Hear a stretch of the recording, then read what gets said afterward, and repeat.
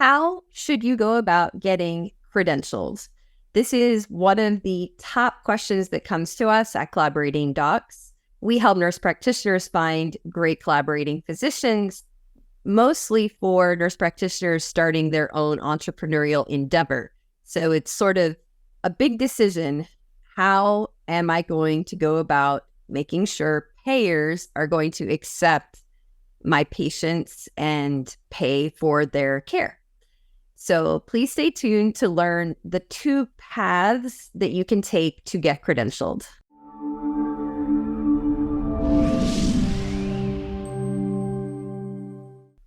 Hi, I'm Dr. Annie DePasquale. I am the founder of Collaborating Docs, and I'm here to talk today all about credentialing. So if you've already made the decision that you do want to take medical insurance in your practice, then you're going to have to go about the task of getting credentialed by those payers. So there are two separate paths on how to do this. The first path is DIY, do it yourself. So you can contact the insurance carrier that you want to be carried by, get the form. Usually it's a packet, a pretty lengthy form. Sometimes it's online, sometimes you can print it out, but get the form, fill it out, submit it, and then do a long wait to hear back from them. A lot of these companies take 2, 3, 4 months, sometimes even 6 months to get it done. It just is a long process. There's no easy way around that particularly. You just have to submit it as accurately and clearly as you can, and then wait to hear back if they have follow-up questions to make it happen. So you can absolutely fill it out on your own. There's no cost to do it on your own, minus your own time. The second path is to hire a company to do it for you. So you would tell them, okay, these are the 5 or the 10 companies I want to be credentialed with. Go have at it. Go take care of it for me. You will most likely pay a fee per company that you want to be credentialed with. You might find a credentialer willing to do sort of like a group lump sum for all of them at a discount. That would be great. Or you may pay for their time. Hey, I don't know how many hours this will take me, probably 20, 30, 40 to do all this for you. I charge X amount an hour. So you could use Upwork or another freelancing site to find someone to do it. I actually more highly recommend that you use a credentialing company that does it day in and day out. If you hire an individual, you're kind of putting all your eggs in that one basket that person knows what they're doing. They very well may, but just make sure you vet them carefully, that they are familiar with the insurance companies that you are interested in. So perhaps they're in your state, they're working in your state, or they have worked in your state.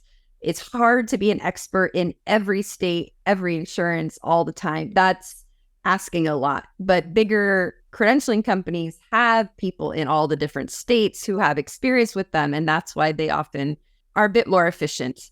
So between doing it yourself, it's great if you're looking to save money and be fully in control of your own destiny. Outsourcing it to a freelancer who really knows what they're doing, or a company that knows what they're doing, will definitely save you time but cost some money. So it's really no right or wrong answer. That's just a choice you'll have to make. Since my company helps with collaborating, the question often comes up, well, do I need my collaborator to be credentialed to get credentialed? The answer is it depends. Some insurances don't care at all. They're credentialing you as a nurse practitioner. Others say, well, I want to know who the doctor is that you're partnered with, and they do require knowing that to proceed. And oftentimes they actually need that doctor to be credentialed before you. They need to know, okay, this is a real legitimate physician with the right credentials and licensure, scope, or whatever they're looking at. They need to see that. So you may actually have to get your doctor credentialed first, and then they'll allow you to be credentialed once that is done. So that can elongate the process, because it's sort of like I have to get 2 sets of people credentialed back to back.